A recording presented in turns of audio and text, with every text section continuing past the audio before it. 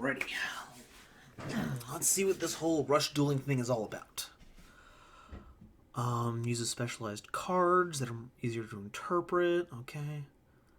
Continuous summoning. You can summon any number of monsters per turn. Alright. Mass drawing. Each turn you draw until your hand becomes 5. Did they just remake Keyforge? Hello everyone, GoldenNovaYugioh here. This weekend is Jump Festa 2019, basically a big convention for the Shonen Jump manga, and boy did Konami drop a huge bombshell with announcements this year. For those of you that haven't caught up yet, in addition to some other announcements, it was announced that we're transitioning over to Master Rules, or Master Rule 5 as a lot of people are talking about it colloquially. Essentially, you're allowed to use Fusion, Synchro, and Xyz monsters and summon them out into the main monster zones instead of having to go to the extra monster zone or zones that Link monsters point to now. The rule still does apply to Link monsters and Pendulum monsters being summoned from the extra deck, but that has not stopped the hype train at all.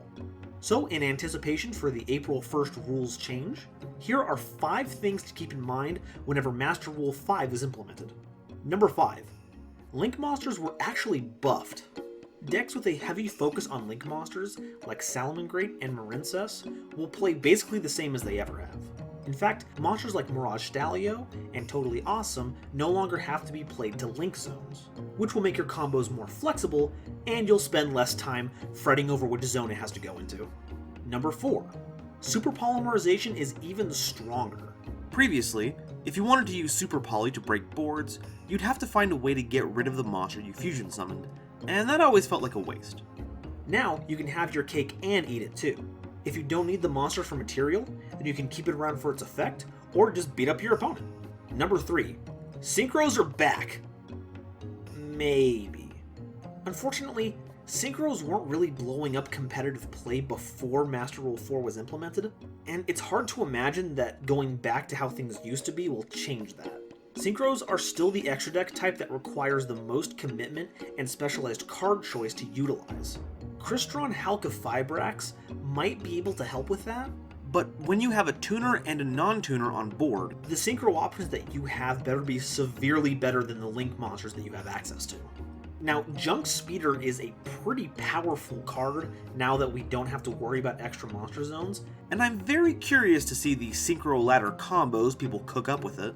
But until then, we're going to need some very dedicated players pushing the boundaries of what Synchro monsters are capable of now to really see them back in play. Number 2. Columns still kind of matter. I think it's kind of funny that the Master Rules didn't really make them that important, but the card design that they implemented during that time did. Decks like Weather Painters and Magical Musketeers still need to make sure that their zone placements are correct to maximize their effects. But the 2 things you still have to respect, regardless of what deck you're playing, is Infinite Impermanence and Mekk-Knights. Impermanence is still a house of an effect, and you will just straight up lose games if you forget that its spell and trap negation effect is still being applied. And since it looks like pendulum scales are still in the same place they've ever been, then it's still going to be a great thing to set on your left or right zones. And Mekk-Knights will still slaughter you if you're not careful.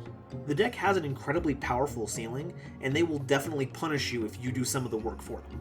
And number 1, you're going to be seeing a lot more experimentation with old decks. Now, this is the most obvious one on the list, but it is the one that I'm most excited about. Initially, my thought process on this was the same as Synchro monsters. A lot of rogue decks aren't going to be any better going back to how they were before Master Rule 4, and with all of the powerful Link decks that have come out since then, even if they're on equal ground, can they really stand up? But that's the thing, now they are on equal ground. The Link decks of this format never had to fight a full power Frightfur deck. And if Drident comes off of the ban list this time around like it did in the OCG, will Link spam decks be able to deal with a Neo Zodiac deck? I'm really excited to see how this new era of Yu-Gi-Oh! Is going to pan out. I know that Master Rule 4 didn't exactly change things up the way that we wanted, expecting it to slow down the format, but instead turning the dial up to 11. But I'm going to wait for the formats to prove me wrong before I turn into a wet blanket about it. But enough from me. What are you all looking forward to most whenever the new Master Rules is implemented on April 1st? Oh no, that's April Fool's Day. Oh, I really hope they don't have that in Japan. And do you have a deck that you're just itching to get out of retirement once the rules change is implemented? Let me know down in the comments, and make sure to subscribe for more videos. Thank you very much, and I'll talk to you later. Bye-bye.